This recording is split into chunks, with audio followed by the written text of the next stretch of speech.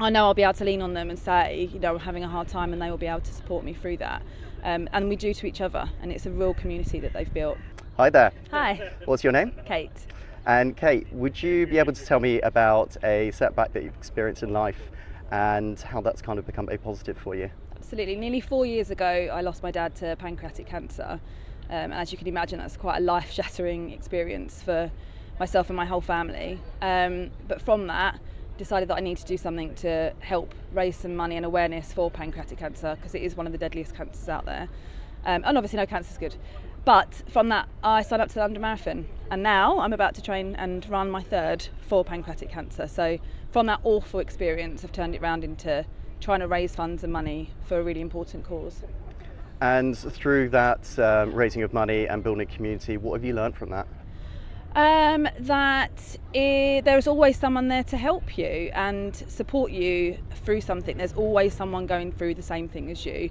The support system from the marathon team is insane. It's so supportive. There's nearly 900 runners doing it this year because we're the charity of the year. And without those people cheering you on and supporting you through really hard times, it's going to come up to my dad's anniversary pretty soon. I know I'll be able to lean on them and say, I'm having a hard time, and they will be able to support me through that. And we do to each other, and it's a real community that they've built.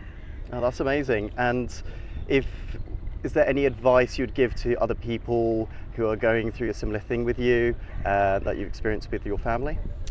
I would say just try and find, if there is a charity, it depends obviously what your situation would be, but if you've lost someone to an illness, I'd find the charity that would support you through that. And there may be ways that you can get in touch with people that have experienced something similar, and then you'd be able to build your own community of people that will be able to be there for you and understand what it is to lose someone to a disease, if that is your situation.